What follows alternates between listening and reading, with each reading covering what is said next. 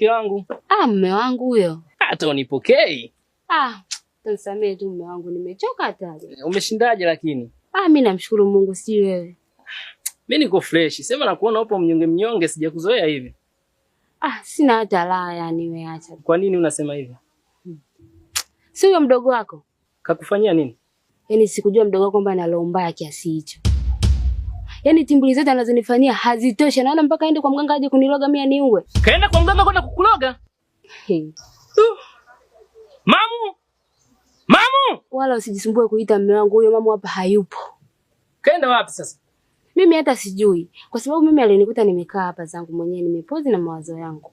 Ghafla akaja na shangaa ukalimu huo wa kutosha, yani nikanichangamkia vya kutosha. Akaingia ndani, akaniletea maji ya kunywa. Aliponiletea maji ya kunywa akanilazimisha kunywa, lakini ghafla simu yake kaita.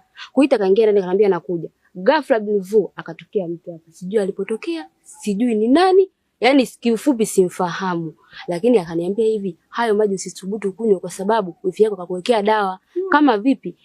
Badilisha glasi, akija anywe yeye hiyo yenye dawa, wewe kunywa hii. Na mimi nikaamua kumsikiliza kwa sababu sio kawaida yake kunichangamkia kiasi hicho. Wifi mimi hawezi kunichangamkia hata siku hii, hata siku moja, na zenu namjua. Sasa nilipochange zile glasi akarudi. Baada ya kuanywa yale maji, tumbo likaanza kumuuma hapo. Na ndipo akakimbia na sijui alipoelekea mpaka sasa hivi hajarudi. Kwa hiyo yeye kaelekea wapi sasa hivi? Hajarudi mpaka sasa hivi na sijui yuko wapi.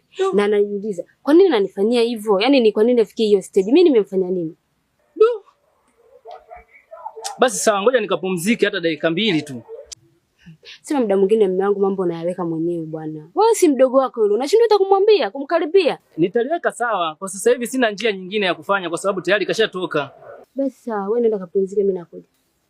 Sawa.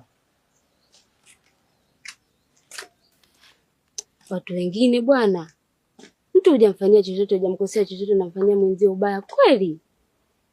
Sasa tutaona Mungu na uchawi kipi ni bora.